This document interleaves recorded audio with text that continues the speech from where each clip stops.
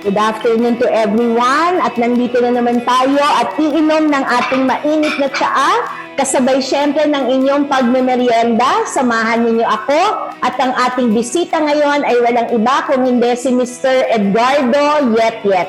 Samahan mo po kami sa pag-inom ng mainit na tsaa. Ang sarap! Grabe naman! Nakakatuwa na ang kasabayan natin ngayon ng pag-inom na mainit at tsaa ay talagang hindi iba sa atin. Kaya samahan mo kami sa pagsigaw natin. Let us praise the Lord. And give Him thanks. Ayan. So, long time no si tayo. Ang ating pong bisita ngayon nakakatuwa dahil ang tawag namin sa kanya ay Yet. Pero ang Yet pala ay hindi niya nickname. Kaya pag tumawag po kami sa bahay nila, pwede po makausap si Yet. Ang sagot po sa kanilang bahay ay, sino pong Yet? I-enumerate lahat ng pangalan. Kasi ang Yet, hindi pala niya pangalan. Pakipaliwanag nga, Yet. Oo nga, kasi ang Yet na nakasanayan kong itawag sa akin ay hindi ko naman talaga first name. Ito ang aking family name, ang aking apelyido. Ang aking first name ay pinangalan ng aking nanay sa isang artista. Hulaan ninyo, ang aking nanay ay number 1 fan ni Vilma Santos. Bobot? Pwede na rin, pero ang pangalang ibinigay sa akin ay Edgar. Ayan. So, tama naman pala ako. Si Bobot Edgar Mortiz. Yes, tama. So, hawig mo naman siya. Hawig. So, ang totoong pangalan mo ay Edgardo Yet. Pero Yes. lahat kami, ang tawag sa kanya ay Kuya Yet. Yes, tama. Ayan. So, kumusta naman, Yet? Ito, naghahanda para sa isang magandang umaga, magandang araw. Yan. Ayan. So, maganda ha. Ibig sabihin, hindi pandapit hapon ng ang buhay mo. Ikaw ay nagbubukang liwayway pa lang para naman debutant talaga ang dating mo. At angkop na angkop yan sa ating tema. Nasa kalagitnaan tayo ngayon ng November, Saying Our Goodbye series. So, alam mo ba, Yet, na ang dami palang kanta na may kinalaman sa pag-goodbye. So, ikaw ay isang choir master for the longest time in your life. Ilang taon ka ba sa choir? Nagsimula akong maging miyembro ng aming choir nung ako ay 15 years old. 15. And after 2 years, doon ako nagsimulang magturo. So, ang nagtuturo ba, tama ba yan? Choir master nga talaga.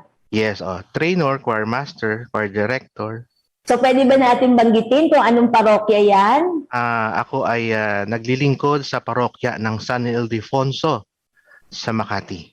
Yan. So, doon ng kalahati halos ng buhay ni Yet o kung hindi man kalahati, 2/3 ng buhay niya ay inubos niya sa paglilingkod sa parokya, sa musika. Kaya nga minarapat ko na ngayong umaga, Yet, tignan ko kung alam mo itong mga kanta na ito. Merong isang composer na yung kanta niya ay kinompose niya para sa dedicated sa kanyang anak. Ito ay nangyari noong 1991 at ang pangalan ng anak niya ay Connor, 4 years old, na nalaglag sa kanilang building. Alam mo ba kung anong title ng kantang yan? Hulaan ko. Sige. See You in Heaven ba yun? May heaven, tama ka. Amen. Pero, mali Tears in Heaven. Tears in Heaven. Si Yes. Eric Clapton. Ayan, very good. Siya nga ang ating kompositor ng awit na yan. Pero, totoo no, pang goodbye nga talaga yung kantang ngayon dahil nangangarap siya na pag nagkita sila sa langit ay makilala pa kaya siya ng kanyang anak. So, tama, pang-generation mo to O ito, talaga naman, alam na alam mo rin to. Nangyari naman itong trahedya na ito noong 2015. At noong 2015, sa car accident nangyari. At ang palabas na ito ay tungkol din sa mga kotse, Fast and Furious. So, ang namatay ay si Paul Walker. Yeah. So, alam mo ba, are you familiar with that song? Oo. See You Again? Yes, ang galing mo. Ang ganda rin na, pang magkaibigan naman na nagkahiwalay, parang hindi na kayo magkikita muli, pero very sudden din yung death na yon, ano, at naging close talaga yung mga characters na yon sa pelikula. O ito sigurado hindi mo na to alam kasi kahit ako hindi pa ako buhay dito. Kung 1945 pa tong kanta na to, ang number one daw kasing kinakanta sa mga pag-goodbye talaga ay You'll Never Walk Alone. Pero meron pala yan, ang original pala niyan, pang musical. So, ginamit pala yan sa isang musical, ang title ay Carousel. At ang kumanta, the song was sung to inspire a pregnant female character after the death of her husband. This Rodgers and Hammerstein song was originally written for the 1945 musical Carousel. Yon ay inawit doon sa show na yon ni Christine Johnson. So babae pala yung kumanta ng You'll Never Walk Alone. Natatanda mo ba medyo kung paano yung himig niyang You'll Never Walk Alone? Ang unang linya niya ay When You Walk Through the Storm. Galing, galing. Ako kung may premyo ko, wagi ka. Sana we can go on and on, na musikahan na lang talaga tayo. Anyway, change naman tayo ngayon, hindi na mga awit, pero ang gusto ko naman yet, bagay sa personality mo, hashtag tayo yet. Sige. Game ka ba dyan? Okay, sagutin mo ko ng may kaayusan, Sige, go. Okay, which do you prefer? May tatlong option ako dito, listen well. Which do you prefer? Hello? Love? O goodbye? Love. So mamaya na explanation, Kanino mo ba unang sinabi ang love? Kasi love ang pinili mo Kanino mo unang sinabi ang love? Ang totoo, hindi ko na matandaan kung kailan o kung may nasabihan man ako. Napaka-secretive naman ito. Anyway, kailan mo naman huling narinig ang mga katagang I love you? Kailan lang, bago mag-pandemic, mula sa mga batang nabigyan natin ng retreat, bago sila mag-uwian, para ipanay ang banggit nila ng napaka-defensive, nag-explain naman agad talaga. Anyway, sorry. Okay. Saan tumulo ang luha mo? Sa hello?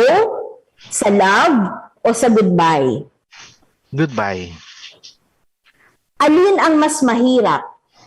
Yung totoo mang-iwan o ang iwanan? Mang-iwan o ang iwanan? Iwanan. Alam kong gusto mo na magpaliwanag, no? Pero wag muna, tapusin na natin ang katanungan. Alin ang mas masakit? Magsisi o manghinayang? Magsisi o manghinayang? Manghinayang. Which do you prefer? Wait lang o wag na lang? Wait lang o wag na lang? Wait lang. Lights on or lights off?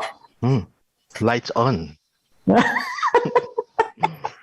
Sayo-sayo dito mga goodbye series natin, Okay. So ngayon, pwede ka nang magpaliwanag dun sa ating mga simpleng mga katanungan, pero alam ko may paghuhugutan ang lahat ng questions na ito at namandam ako na gustong-gusto mo na magpaliwanag Pero ngayon naman sa portion na ito, let us discuss the whys of your answers. Yan. Okay. Doon sa tanong kanina na bakit nga ba hello, love, and goodbye, bakit nga ba love ang pinili mo? Kasi para sa akin, mas masarap sa pakiramdam kapag may nararamdaman kang pag-ibig Bukod sa kilig, may kakaibang buhay na nagmumula sa loob na hindi maipaliwanag na parang nagkakaroon ka ng dahilan para sumaya. So, bawal ba tanungin kung ilang taong ka na? Kasi binanggit mo pa yung kilig para naman teenager yung kaharap namin Oo naman, kahit naman ngayon, mayroon pa rin akong kilig. Okay, fine. Okay. Yeah. So, sinagot mo na yun, bakit nga love? Kasi talaga yun na nagpapabuhay ng dugo mo, no? And diretsahan ng tanong, sino ba first love mo? Actually, matagal na yung aking first love noong una pa, no? Hindi pa kasi uso noon sa isang bata ang salitang love, pero ang uso noon sa mga grade 3 ay crush. So noong grade 3 ay meron nang nagkaka-crush sa akin. Talagang siya pa Grade 3 pa lang, oo. siya Oo, talaga. oo. Okay. Yan, so meron akong kaklase noon na alam kong nagka-crush sa akin, kaya lang hindi ko siya nakitaan ng kumbaga kinang. So, ibig mong sabihin, yet yung crush mo, hindi mo siya crush. Kasi meron kang ibang crush. Ama, kasi ang mas may ganda sa akin ay yung singkit at medyo maputi. Yan. Kaysa, Talaga may description ka no? oo. Para mo Yan. sinasabi yung nagka-crush sa'yo, opposite nung singkit at saka nung maputi. So, ini-imagine namin. Pero, kumusta na yon? Nakikita mo pa ba siya? Hindi na eh. Matagal na akong walang balita kahit sa mga social media, hindi ko na makita yung taong yon. Pero dati meron kang kinukwento iba ba yon? Yung sabi mo, nagka-crush sa'yo, pero wala na siya sa mundong ibabaw. Iba naman yon. Wow, talaga nagbibilang ka, nagulat ako masyado. Grabe. Kasi bago yon, talagang nakaramdam din ako ng love. At nakapagpahayag din ako ng love. Yan. Meron akong nagustuhang isang kaklase na kung saan talagang nagparamdam ako at nakapagpahayag. Kaya lang, doon ko rin naramdaman yung lungkot, unang lungkot kasi first time ko namang nabasted. Oh. Kasi ang dahilan niya ay kahit na cute ako, isip bata naman daw pa ako sa mga araw, sa mga oras na yon. Nung unang panahon ba yan nangyari o parang recently lang yan Hindi naman. Yan yung unang bahagi ng ako rin nasa high school. First part yon. Tapos yung nakwento ko sa inyo na later part naman na meron namang isa pang naggusto sa akin. Hindi man hayag ang sinasabi pero nararamdaman ko yung kanyang kakaibang pagtingin sa akin kasi panay ang tingin niya, panay ang titig, panay ang papansin at panay ang lapit hanggang sa dumating sa pagkakataong halos iniiwasan ko na siya.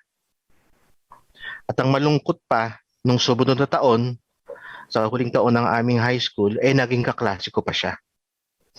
Kaya mas lalong tumindi yung inis at asar ko sa kanya. Hanggang sa naging galit.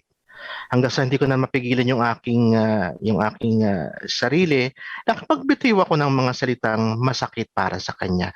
At ramdam ko labis siya nasaktan. Kasi simula noon, hindi na siya nagpapansin, hindi na lumalapit, halos hindi na nga tumitingin sa akin. Medyo nag-alangan ako. Kaya lang, hindi ko na pinansin kasi mas okay naman sa akin kasi hindi na nga siya nangungulit. Hanggang sa pagkatapos ng aming high school, after 2 years, ay nabalitaan ko talaga na dahil sa masakit na salitang binitawan ko, ay nagdesisyon siyang magpapayat kasi medyo chubby siya nung panahon na yon. Nagdesisyon siyang magpapayat. So marami siyang ginawang pagda-diet at isa sa mga dieta niya yung pagkain ng kaunti. At dahil doon, pumayat nga talaga siya. Napatunayan ko ito nung nakita ko siya. After 2 years nung graduation namin, nakita ko siya. Payat nga siya, payat. Kaya lang nakita ko siya sa loob ng simbahan. Sa harap ng pari. At siya ay binabasbasan. Sapagat nung oras na yon, dahil sa pagpipigil niya sa pagkain, siya ay nagkasakit. At yun naging sanhi ng kanyang pagkamatay. So, delikado pala na ma-inlove sa'yo, Yet. Kasi namamatay yung nai-inlove sa'yo. Pero hindi yan joke. Totoo palang namatay yung tao na medyo naging seryoso na minahal ka nung kabataan mo. Talaga. Actually, hindi naman yung pagkagusto niya sa akin ang labis niyang pinagdandam, kundi yung salitang nabitawan ko. At yun ay aking pinagsisihan. Talagang, alam mo nyo kung maibabalik ko lang yung pagkakataon, sana naging maingat ako sa mga sinasabi ko noon. So labis na pagsisisi ang ginawa ko, ang naramdaman ko noon sa kasalanan na nagawa ko. At the same time, panghihinayang din. So sabi nga, napakahirap masaktan ang magsisi, pero mas mahirap para sa akin noong panahon na yun ang nanghinayang. Bakit panghihinayang? Kasi siya yung isang pinaka nagkagusto sa akin. At siya na rin yung huli. Wala nang sumunod na nagkagusto sa akin. Kahit labis akong nangihinayang. Hanggang ngayon, wala na. Talaga yun, akala ko seryoso ka na. Pero pagpapatawarin pala. Oo Pero nga. tama ka doon ha. Ang labanan dyan pagsisisi rin at panghihinayang na hindi mo naingatan ang mga salita mo. Kaya sa saying goodbye, parang hindi proper yung paghihiwalay ninyong dalawa. So yet, nabanggit mo rin, hindi lang yung panghihinayang at pagsisisi. Kanina, may choice ka, mang-iwan o ang iwanan. Alin dyan ang mas tragic na naramdaman mo?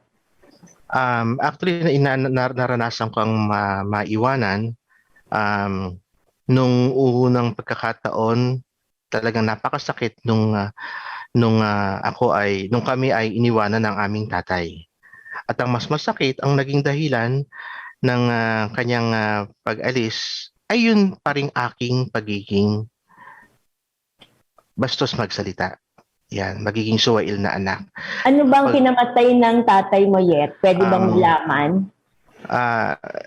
Nung nakapagbitiw ako ng masakit na salita, labis niya yung dinamdam at siya ay na-stroke.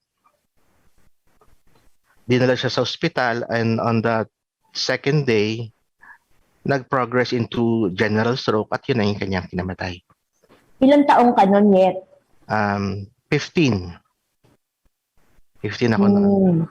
Ang tatay ko noon ay 44. Napakabata pa. Bata. So, were you able to say goodbye properly to your father kahit na medyo may samaan ng loob bago siya nagkasakit? Pero dun sa panahon ng pag-alis niya, nakabawi ka ba? Yun nga ang kinalulungkot ko kasi simula nung dinala siya sa hospital ay hindi ko na siya nakausap.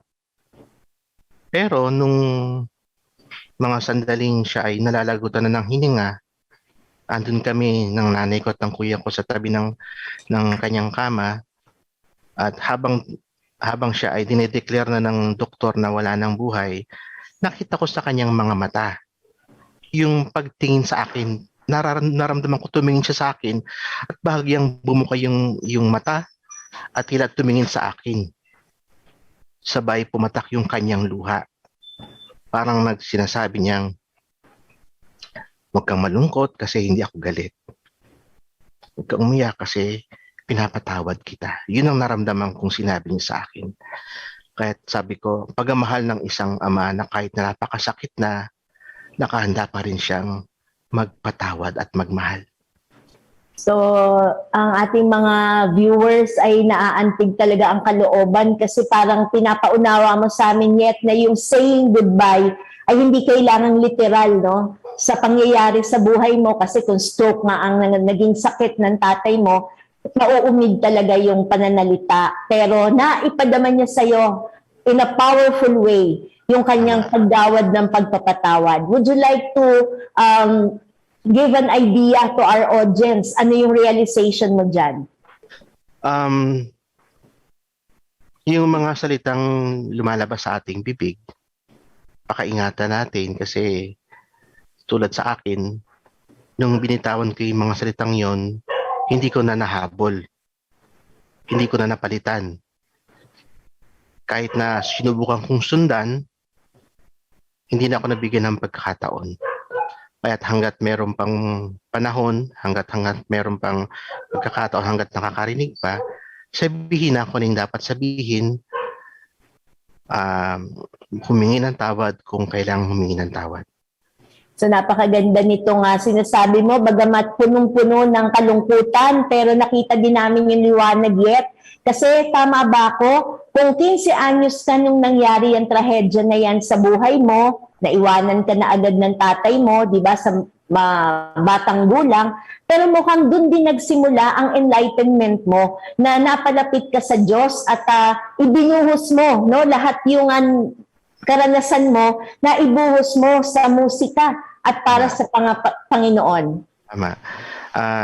Nung nawala ang aking tatay, na dahil siya yung aming parang breadwinner, katrabaho para sa amin, nanay ko na lang ang nagsika para ako ay makapagpatuloy ng pag-aaral, hindi man sa kolehiyo, subalit naigapang niya akong makatungtong ng isang technical school, isang Catholic technical school na kung saan isa sa requirement ay magkaroon ng parish involvement. At yun ang naging dahilan kung bakit ako nakapasok sa isang parokya, paglilingkod sa parokya. Yan. So palagi ko sa puntong ito, magpuri tayo sa Diyos. Let us praise the Lord. And give Him thanks. So alam niyo kahit na malulungkot yung mga nangyayari sa buhay natin, may glorious mystery no? Nagbubunga ito ng maganda kasi kung naaayon naman no sa linya yung tamang pag-respond natin dun sa tragedy of our times, ang Diyos hindi nagpapabaya. So yet, kumusta naman fast forward tayo kasi nandito tayo sa kalagitnaan ng pandemya. So, paano ba? Ano ba naman ang mga pangyayari sa buhay-buhay? Matagal tayong na-lockdown, hindi tayo nagkikita, hindi ka nakaka-facilitate ng mga recollection. Kumusta naman ang naging buhay mo ngayong pandemya? Bago mag-pandemya, may konting takot kasi alam ko magiging kakaiba yung galawan, magkakaroon ng mga pagginto ng pagkilos. At ang labis na kinalungkot ko ay ilang linggo pagkasimula ng pandemya ay meron namang trahedyang nangyari sa aming buhay at bahay. Ito yung pagkakataon na nakita namin si nanay sa loob ng banyo na wala ng malay. So agad namin siyang dinala sa isang malapit na ospital. At dahil pandemya ay naging maingat yung mga nurse at doktor sa pag-asikaso sa kanya, hintay muna yung 2 oras para sa resulta ng COVID test na nag-negative naman. Tsaka lang siya inasikaso. At nalaman namin meron palang pumutok na ugat sa kanyang utak. Kaya't nawalan siya ng malay at hindi na siya dumidilat at kumikilos. So yet si Nanay Lita ang pangalan ng mother ni Yet. Yet si Nanay Lita, ilang taon nung nangyari to sa kanya? 52. 52 siya? 52. So ang tatay mo ay namatay 44. Si Nanay Lita, 52? 82 pala, 82. Sorry. 82. Yes. Oo nga no? Parang sa sobrang lungkot mo talaga, binawasan mo ng 30 years si Nanay Lita. Pero yet talagang nangyari yan last year, no? Anong buwan nangyari yan kay Nanay Lita? Nagsimula ang pandemya Marso, pero April namin siya nadala sa ospital. Parang natatandaan ko yet, kaya napakalungkot ng sitwasyon natin. Walang maka-rescue sa'yo, walang makasupport kasi lockdown tayo talaga noon. Yun yung first ECQ natin. Tama ba? At natapat yun ng Holy Week.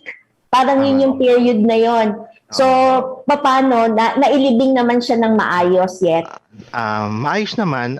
Bago yun, dahil nga sa limitado yung pagbibisita, so may mga kaibigan kaming hindi kami mapuntahan, pati mga kamag-anak, kahit yung mga kaibigan nating pare, ang naging way na lang namin ay through cellphone, video conferencing ang nangyari. So yet ang malungkot dyan, kahit na hindi COVID, pero dahil nasa COVID period tayo, inrit na rin na parang COVID di ba? Hindi kayo pwede tumanggap ng bisita, wala talaga. So you are on your own. So yet ang gusto kong malaman, anong natatandaan mo na pag-goodbye mo kay Nanay Lita? Kasi biglaan din yun parang naputokan ng ugat. So hindi ka na naman naka-goodbye properly. Hindi. Simula nung dinala siya sa ospital, wala na siyang malay. So palagi na lang ako nasa tabi niya. Hawak ko yung kamay niya, panay ang bulong ko, panay ang kausap ko sa kanya. Alam ko naririnig niya ako So may mga pagkakataong gumagalaw pa yung bibig niya dahil sa nahihirapan siya dahil sa nakalagay sa kanyang bibig. Alam ko naririnig niya pa ako. So ramdam ko pa sa boses mo yet yung iba yung kalungkutan kasi alam ko na naging very close ka kay Nanay Lita, no? Na talagang mayat maya pag may kakainin ka, naaalala mo si Nanay Lita. So I'm sure even if there is no goodbyes, every day naman nayakap at nahalikan mo si Nanay Lita. So, dalawa kayong magkapatid, tama ba? Tama, oo. So, kanina, nakwento mo sa amin si Tatay Igmedio. Yes. Kakaiba yung name kasi. Tapos si Igmedio. Nanay Lita. So, at least na iwan ka sa piling ng iyong kuya. Kuya mo siya, no? Si Oo, Nelson. Kuya Con. Kuya Ayan. Nelson, o mas sanay akong tawagin siyang Sunny. Hindi rin ako sanay kasi siyang tawagin kuya kundi Sunny. Kuya Sunny. Hindi ko naman maitatanggi na hindi naging maayos ang aming turingan magkapatid. Kasi lagi kaming nag-aaway noon. So, Nagbabangayan. aso-pusa kayo. Talaga, totoo. Dumating pa nga sa pagkakataong halos hindi ko na lang siya kinikibo para wala na masyadong bangayan. So hanggang sa nag-elevate yung inis-asa, naging galit. Hanggang sa dumating sa isip ko na okay lang pala kahit na hindi ko siya ituring na kapatid. Talagang yung galit ko sa kanya noon, matindi. Pero Yan. yet, nung nangyari yan, smooth sailing pa kasi ang buhay mo. Pero nung namatay si Nanay Lita, I'm sure biglang nagbago lahat ng pangyayari kasi kayong dalawa na lang ang magmamahalan, kayong dalawa na lang ang magdadamayan. So I'm sure biglang nag-ikot, no, yung inyong relationship na magkapatid. Nagsimula ito nung nagkaroon siya ng sakit sa tuhod, yung osteoarthritis, ano?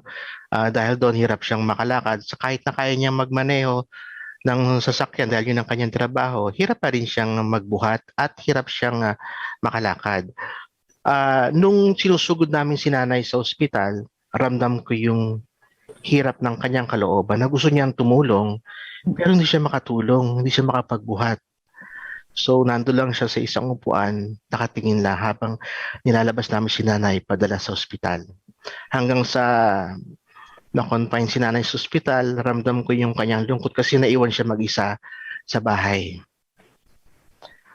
Kahit na pinipilit niyang pumunta, nahihirapan siya hanggang sa nakagawa siya ng paraan, nag-rent sila ng tricycle para makarating sa ospital sa tulong na rin ng isang kaibigan.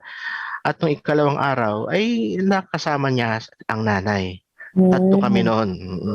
At nung gabi nga, nakompleto nyo rin na nakapagsama-sama din kayo. tama, oo. At nung araw na yon, pagkatapos naming humingi ng tulong doon sa kaibigan nating pare, nung gabi, doon na siya nagpaalam. So anong buwan yan, Yet? April ito. So dinala namin siya sa hospital ng April 5, 6 ng gabi, paglagpas ng alas 12, which is April 7 na, yun na siya huminto sa paghinga. Pero ang kuya mo, siguro sa labis na lungkot, no, at sakit na kanya naramdaman kasi kahit sa paglilibing kay nanay ay hindi siya makakilos ng maayos. Ramdam ko yung sakit kasi habang si nanay ay nililibing, ang kuya ko ay nandun sa loob ng sasakyang hiniram. Nakaupo lang siya doon, hindi siya makalakad. Hindi niya kakayanin humakbang papasok sa loob ng sementeryo. Kahit alam ko, nag-iisa siya doon, umiiyak. Kaya ramdam ko yung lungkot. Ibig sabihin nito, Yet, no, sa malungkot na bahagi na yun na buhay ninyo magkapatid, physically, nalimitahan pa siya. So at the end, as you move forward, mukhang ikaw ang naging kuya, nabaliktad na. Ikaw ang naging kuya at inalagaan mo ang iyong kuya. Tama. Ilang buwan mo siya naalagaan, Yet? Dahil sa kanyang sakit, lumala yun sa kasama yung lungkot. So dinala namin sa ospital at isang buwan mahigit kami sa loob ng ospital. Kahit ako doon na rin nakatira, ako yung nag-aalaga sa kanya, nagbibihis, naglilinis, nagpapainom ng gamot, nagpapakain kasi kalahati ng kanyang katawan ay hindi niya na naigagalaw. Ilang buwan inabot yan, Yet? Lagpas isang buwan hanggang sa nalaman namin kung ano yung sakit niya. Sabi ng doktor, siya ay nagkaroon ng tuberculosis sa spinal. So yung buto niya sa likod ay nabubulok na kahit nahihirapan na siyang tumayo, maupo o kumilos. So bawat kilos niya, sakit yung kanyang nararamdaman. Kaya katakot-takot na painkillers ang pinainom, ipinahid at itinurok sa kanya. So yet, pwede bang malaman kung natulungan mo ang kuya mo? Alam ko inalagaan mo siya, utmost care, pero nabigyan ba natin siya ng anointing of the sick? Nung inuwi ko siya sa bahay, sabi ko, practical reason, sa bahay na lang kami magpapagaling. Kasi umaasa ako na gagaling siya eh. Sa bahay ko tinuloy yung pag-aalaga sa kanya. Ang dami kong iniwanan, nalikuran para humarap sa kanya. Kahit yung mga pangarap ko, wala na kasi alam ko simula ng araw na yon hanggang sa mga susunod pa, magbabago ng takbo ng aking buhay. Ako na yung mag-aalaga sa kanya at wala na akong ibang pwedeng gawin kundi ang tumutok sa kanya. Kasi umaasa talaga akong gagaling pa siya. Pero nung minsang akala ko'y matutulog lang siya, hindi ko naman akalaing hindi na siya gigising. Kaya hindi ko siya nabigyan ng mga paggabasbas na kailangan. Yun ang labis kong kinalulungkot. Kasi yet hindi naman natin akalain na talagang pamamaalam na. Kasi kung natatandaan ko, kasi kami yung prayer warriors mo, araw-araw pinagdadasal namin yung buong pamilya mo dahil sa mga nangyari. Ang pagkakaintindi namin nun ay nag-aabang ka ng pagkakataon na ma-ooperahan pa ang kuya mo eh. Tama ba ako? Tama. Ayun. Kahit na alam kong napakarami na ng nagastos namin, alam ko ang Diyos mabait, napakadakila niya na nagagawan namin ng paraan na mastutusan lahat ng gastos. Pero talagang mas makapangyarihan ng Diyos kaysa sa atin. Siya may hawak ng buhay at alam niya kung hanggang kailan na lamang. So yet parang nangyari sa iyo ngayon na wipe out yung mga mahal mo sa buhay, magkasunod, halos sabay nangyari kasi nung naputukan na ugat si Nanay Lita ay umarangkada na rin yung deterioration ng kalagayan ng kapatid mo. Kaya grasya lang ng Diyos na nandyan at nakatayo ka. Kanina natawa ang audience natin nung pinili. Ano yung pinili mo? Lights on o lights off? Anong pinili mo doon? Lights on. Lights on, ayan. Dahil? Kasi parang hindi ko nakakayanin pang bumalik sa madilim.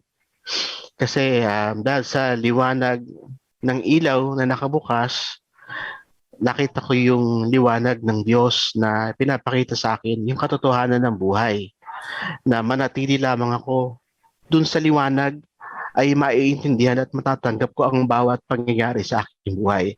Pero kapag ako ay tumalikod sa liwanag, harap ako sa dilim. At dahil pag ako ay nasa kadiliman, hindi ko maiintindihan at matatanggap ang lahat ng nangyayaring ito sa akin. Dahil dito nakita ko na ang lahat ng pinagdaanan ko ay paraan pala ng Diyos para ako ay mula sa pagkasira, mabuo niyang muli at magamit muli. So kailangan kong daanan yung pagkasira para mabuo niyang muli at magamit. Kasi alam ko darating ang panahon, magsisimula muli ako sa zero, sa wala. Tatawagin niya uli ako para maging katulad ng inaasahan natin noon na halos buo, halos maayos. So yet, highly appreciated ko yung sa lights on and lights off at habang nagbabahagi ka sa yung mga pagpapaliwanag, natatandaan ko pag dumadaan tayo dun sa ilalim ng tunnel ng Ayala. Tama ba? Ayala Tunnel yun, ano? Yung bang pagpapasok na tayo, ilang minuto yun na madilim? Tama ba? Tapos nagbibilangan tayo ng araw, oras, 1, 2, 3. Tapos paglabas natin, sabay-sabay, maliwanag na. Tama. So yan na yan ang nakikita ko na pinagdaanan mo sa iyong buhay. Pero nandito ka pa rin at nakatayo at tumakapit sa grasya ng Diyos. So yan, pwede mo bang explain sa amin yung mga larawan na nasa likod mo at kasama yung lighting effects eh? Dahil ang sinasabi mo, hindi ka haharap sa dilim, haharap ka sa liwanag. Yan. So kahit na patay ang ilaw sa kwartong ito, gusto ko merong liwanag na nanggagaling mula dun sa krus na naging nagkapitan ko, no? At dahil sa liwanag na yan, mas natatanaw ko ng maliwanag at malinaw ang muka ng nanay ko at ng kuya ko na nagsasabing, hindi ka nag-iisa. Andito lang ako. Andito lang kami. At yet, maya-maya lang ay pakikita namin sa ating audience yung family picture ninyo. Siyempre, black and white pa yan kasi kumpleto pa. Yan lang yung family picture nyo kasi bata ka pa no, nung nawala ang tatay mo di ba? So silang tatlo ay magkakasama na, pero naniniwala kayo at hindi ka nila iniwan. Ngayon ay magkakasama sila na mas malapit pagkat nandyan na sila kaisa sa puso mo. So meron ka bang advice para sa ating mga nakikinig? Andyan ang mga anak ng mga lolos and lolas, andyan ang mga titos and titas, pero nandyan din ang mga pamangkin, ang mga anak-anakan, ang mga apo. What message would you like to impart to them? Tulad nga ng aking nabanggit, tanging ang Diyos lamang ang nakakaalam kung hanggang kailan bukas yung apoy ng ating kandila ng buhay. May mga pagkakataong aandap-andap ito, so kailangan tayo laging handa. So hanggat meron pang pagkakataon, hanggat meron pang natatanaw na liwanag, hanapin natin yung pagmamahal natin para sa ating mga mahal sa buhay. Na hanggat nariyan pa sila, gawin na natin kung ano yung dapat gawin. Kasi darating talagang pagkakataon, nagigising ka ng umaga, ng isang umaga, na kahit anong sigaw mo ng mga pangalan nila, na kahit anong hintay mong tawagin nila ang pangalan mo, ay walang tatawag at walang sasagot sa iyo. Darating talaga ang panahon na yon. Sana bago dumating yung araw na yon, nasabi natin ang lahat ng ating pwedeng sabihin. Yet ramdam na ramdam ko syempre yung iyong pangungulila, pero gusto kitang i-affirm sa oras na ito na hindi mo man nasabi ang mga nais mong sabihin sa kanila, pero yung paraan ng naging paglilingkod mo kay Nanay Lita, naramdaman namin yon. At lalo na sa panahong nag-iisa na lang ang kuya mo, yung hindi niya na pwedeng sabihin ang nanay mo ang mag-aalaga sa kanya, nandun ka para sa kanya. Andun ka sa mga panahon na helpless na siya, nandun ka sa mga panahon na powerless na siya, andun ka sa panahon na wala na siyang maiaambag sa inyong pamilya, but in his nothingness, you were there to fill him up with your love and with whatever it is that you have in your life. You have given him everything that you've got.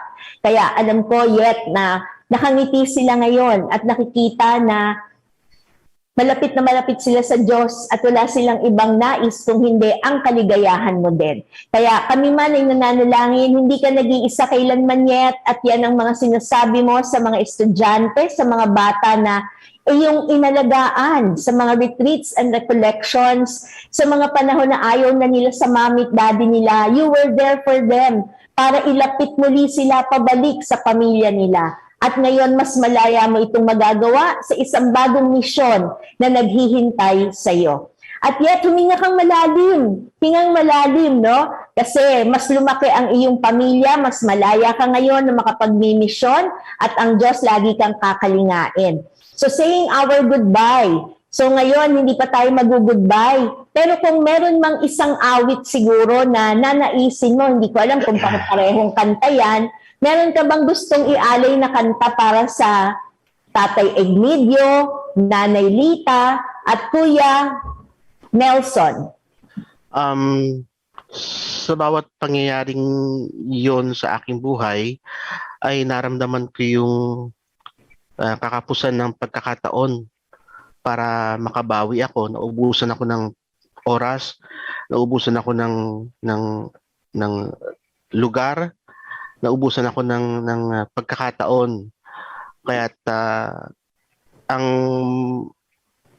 awiting laging nagpapaalala sa akin ng kanilang pagmamahal ay yung narinig kong inawit ng isang Jesuit, yung Out of Roads.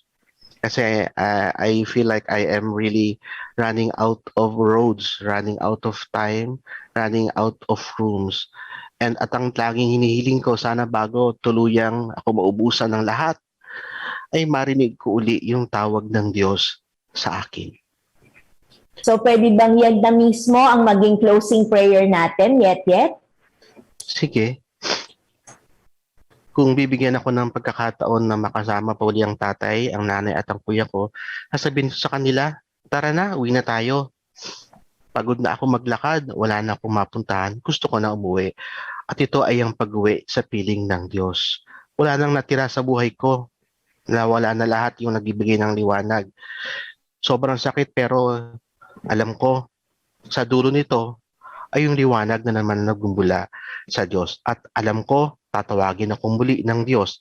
At yun yung tanging hinihiling ko, yung pagtawag niyang muli sa akin, pabalik sa Kanya. The last thing I need is to hear the whisper in the wind.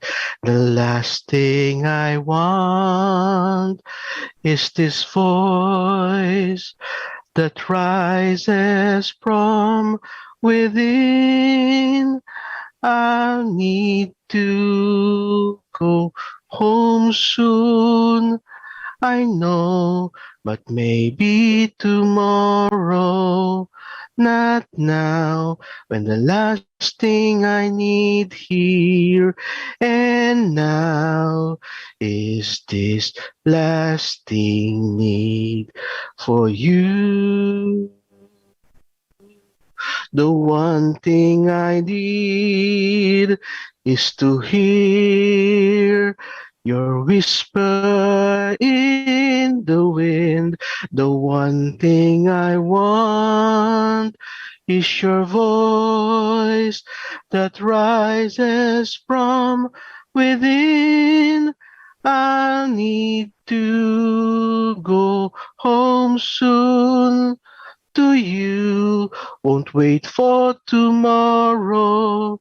Right now, for the one thing I need here and now is this hunting need for you.